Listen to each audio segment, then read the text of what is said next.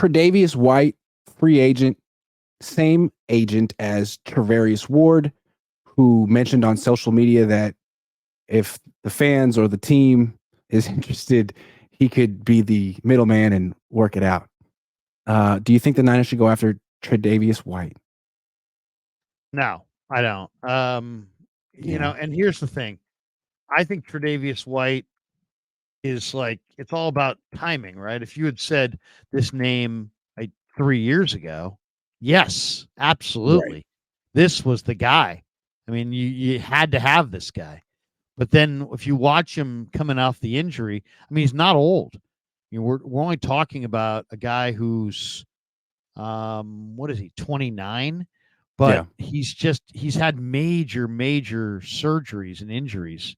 So Tre'Davious White, I would say no, because you're probably going to have to pay him a little bit more because he used to be a number one corner, but he's not that player anymore. And I just think that if you look at their depth chart, Grant, at corner, I mean, they've got, normally you go with 5, maybe 6 corners.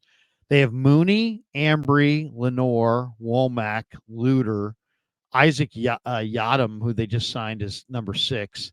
And they have Chase Lucas, who's number 7, who's more of a special teamer. They need a true number 1 corner, but they've got corner depth. They just need that number 1 guy. And to me, when I watch them be so active in free agency, the one thing I thought is they now have opened up the possibility that they could trade for Surtain. Why? Because they truly need a number 1 corner, and it's going to be hard to find a number 1 corner where they're picking. And the price tag for a number 1 corner might be like a 1 and a 3 this year and next year's 2.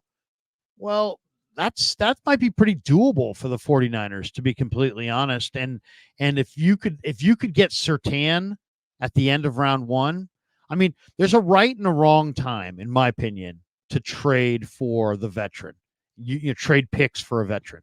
The wrong time is when you're building. The right time is when you're in your Super Bowl window, like the Rams did with Jalen Ramsey. And the Niners essentially are that team right now. They're in their Super Bowl window. They want to get that ring.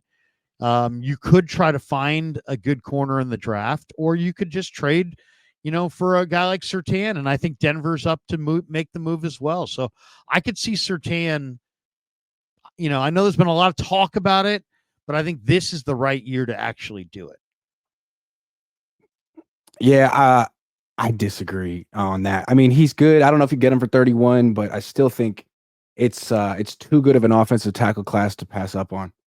And I mean, do they need a number 1 corner? I think Tre'Davious Ward's a number 1 corner, and I think Diamador Lenore is a hell of a number 2 corner, who at times is better than Tre'Davious Ward. I think that's a really good tandem. They need a number 3, and they could get a guy. I don't know what they have in Luter. Are they giving up on him? That's crazy with these red shirts. You know what I mean? I don't think they're giving up on Luter, but I mean, you know what? The takeaway from the Super Bowl, I felt like from both the Chiefs side and the Niners side, was that Snead and McDuffie beat Ayuk and Debo. And I just think the 49ers are going to learn from that and say, we want our own McDuffie and Snead. And you're right. They do have 2 good corners, but most teams, you got to play 3.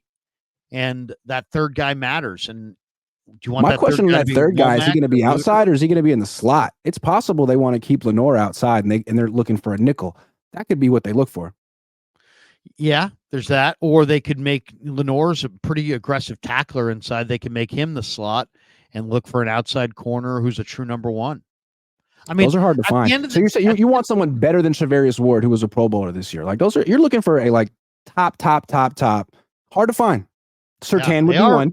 Yeah, they're really Surtain would be one. Yes. Yeah.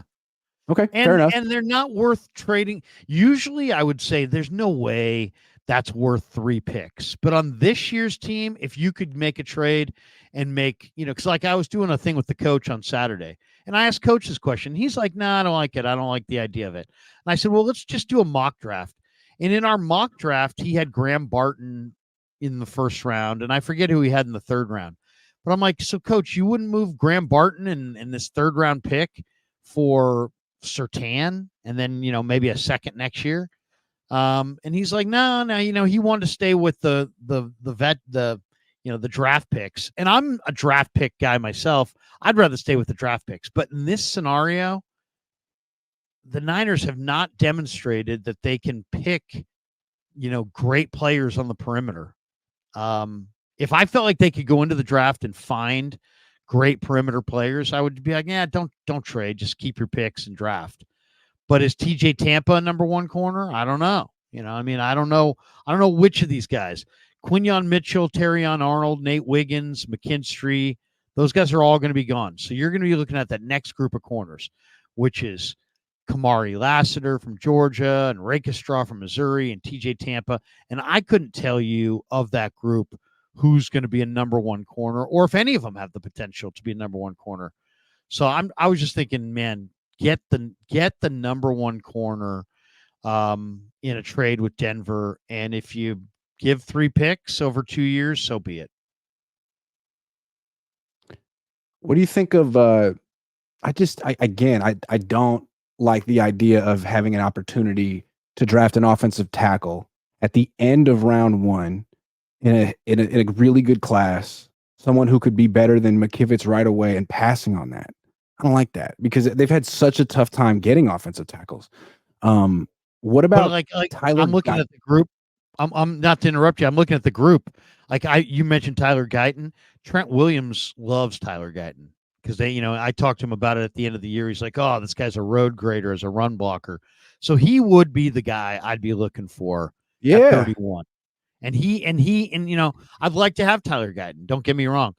But that next group of Patrick Paul and the kid from Yale with the 86-inch arm reach. I mean, Kingsley Sumatea from BYU, who's intriguing. Blake Fisher from Notre Dame. They look pretty good. But to me, I like that next group that has Javon Foster from Missouri, Christian Jones from Texas, Ladarius Henderson from Michigan. The guy that I love the most is this Garrett Greenfield from South Dakota State. These guys are going to be like late second, third, in that second to fourth round range. I know normally you'd be like, I want one of the for sure, sure things, but I'd be willing to take on Garrett Greenfield in the second round or third round if I could get Surtain in the first.